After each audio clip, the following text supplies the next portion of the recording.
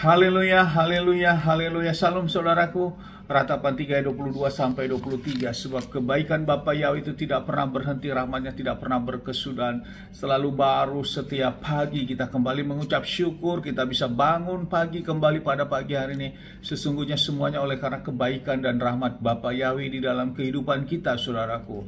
Renungan KPI Mayim Kahim pada hari Selasa tanggal 18 Mei 2021 atau pada tanggal 7 Sivan 5781 yang merupakan kelanjutan dan pembacaan renungan Torah kita, saudaraku, diambil dari kitab Bilangan 5 ayat 14.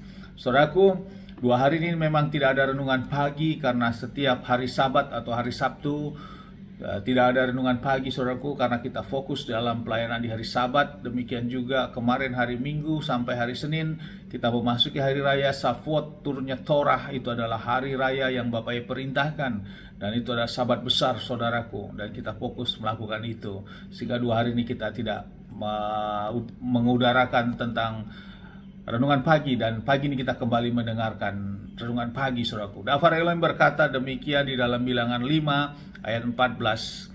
Ketika roh cemburu menguasai suaminya dan ia menjadi cemburu terhadap istrinya, bahwa istrinya telah tercemar, atau roh cemburu berkuasa atasnya dan ia menjadi cemburu terhadap istrinya sekalipun ia tidak tercemar. Saudaraku, perekop di dalam firman ini berbicara tentang perzinahan, di mana seorang istri terhadap suami, istrinya melakukan perzinahan terhadap laki-laki lain, saudaraku. Dan ini merupakan suatu dosa, dan ini merupakan suatu kenajisan, saudaraku, dan menyebabkan adanya roh kecemburuan yang terhinggap terhadap suaminya. Dan seterusnya, maka seorang istri tersebut harus melakukan penebusan pengampunan dosa, saudaraku, dan dibawa kepada imam pada waktu itu. Dan di ayat terakhir dikatakan, pria itu akan bersih dari dosa, tetapi wanita itu haruslah menanggung kesalahannya, tetap menanggung kesalahan terhadap dosanya, saudaraku, karena melakukan perzinahan kepada laki-laki lain. Dan ini tentu hal yang serius. Di dalam kehidupan hal ini, saudaraku, menjadi renungan bagi kita. Bila ada ini terjadi bagi kita, maka segeralah bertobat, saudaraku. Hentikan hal itu dan minta pengampunan. Karena lewat kuasa darah Adonai Yeshua HaMashiach, Dia tetap mengampuni setiap orang yang mau bertobat, saudaraku. Ini waktunya kita jangan bermain-main lagi. Kita harus dikembalikan untuk hidup kita masuk dalam kebenaran Bapa Yahweh. Kemudian yang kedua, saudaraku, yang menjadi renungan kita, bahwa ada roh kecemburuan. Kecemburuan itu memiliki roh, saudaraku. Ada spirit roh. Dan ini tentu tidak main-main. Karena ada spirit roh, maka ada kuasa roh. Dan ini haruslah dibuang, saudaraku, baik itu kaum laki-laki maupun wanita, dalam menjalani kehidupan kita. Bila ada hal-hal yang berbicara tentang kecemburuan, itu ada kuasanya, saudaraku, ada spiritnya. Maka kita harus sadar, saudaraku, firman kita sudah belajar, kenali diri kita, kenali bagaimana karakter setan, dan kita harus lawan, saudaraku, maka kita akan menang. Kita jangan larut dengan kecemburuan, bahkan kecemburuan yang membabi buta, saudaraku, karena hal itu justru merusak iman kita pribadi, lepas pribadi. Kita buang, kita tetap minta pengharapan, dan kita tetap berjalan di dalam hukumnya Bapa Yahweh, saudaraku, karena itulah pilihan yang terbaik, saudaraku. Itu pilihan yang sangat tepat, saudaraku. Tidak ada jalan lain, saudaraku. Kalau ada memberi saran ini itu, saudaraku, ya itu memang mungkin bisa menguatkan kita, tapi saran yang paling tepat kita harus berani di dalam diri kita lakukan, karena kita sudah memiliki Roh Kudus. Roh Bapa Yahweh ada pada kita, sehingga roh yang ada pada kita menjadi roh yang lebih besar daripada yang ada di dunia. 1 Yohanes 4 ayat 4, saudaraku.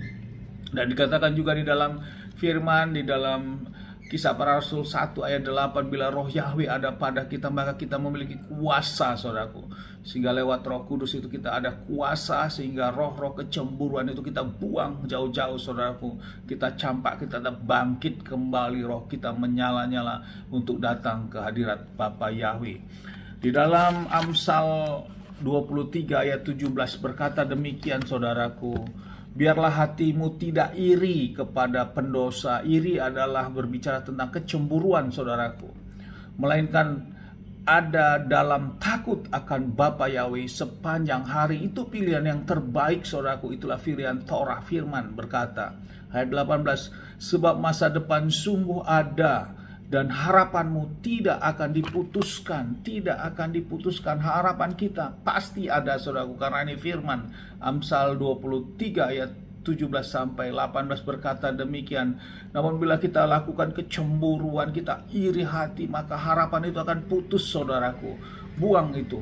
Lawan itu, saudaraku, karena kita memiliki Roh Kudus di dalam hidup kita, sehingga firman ini menjadi hidup di dalam kita, sehingga masa depan kita itu tetap pasti ada, saudaraku, dan harapanmu tidak akan diputuskan. Ada sesuatu harapan yang Bapa yang berikan, saudaraku, dan kita menjadi orang-orang yang kemenangan. Amin, haleluya. Sukses besar buat kita, maju terus dalam iman. Tetap terus kita berjuang, saudaraku, dalam menjalani kehidupan hari-hari kita dengan kondisi sekarang ini. Tidak ada pilihan lain, saudaraku. Kita harus kembali kepada hukum Bapa Yahweh. Kita tidak bisa bermain-main atau menunda-nunda lagi, saudaraku. Kita harus sungguh-sungguh untuk berjuang taat dan setia kepada Bapa Yahweh. Dan tempat ini saya berdoa, Bapa yang memberkati dan melindungi kita semua. Dimanapun kita berada, Bapa yang menyinari wajahnya kepada kita dan memberikan kita kasih karunia.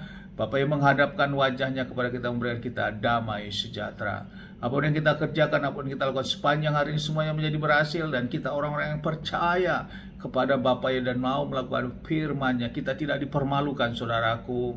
Dan sungguh dikatakan masa depan itu masih ada dan harapanmu tidak akan diputuskan. Amin, haleluya. Shalom, saudaraku.